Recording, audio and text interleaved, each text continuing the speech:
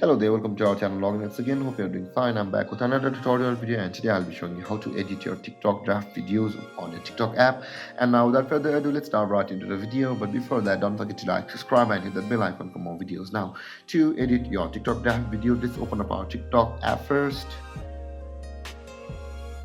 Let's pause this, and after opening your TikTok app, you can see your profile but on the bottom left corner of your screen.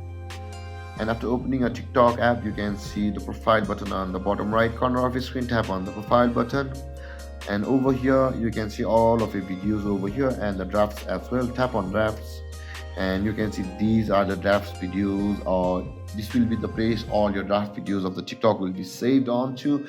Now choose your video which you want to edit, and after that you can see all these buttons available, and when you tap on next, and you can see you will be able to post it from over here also, but still make it a draft.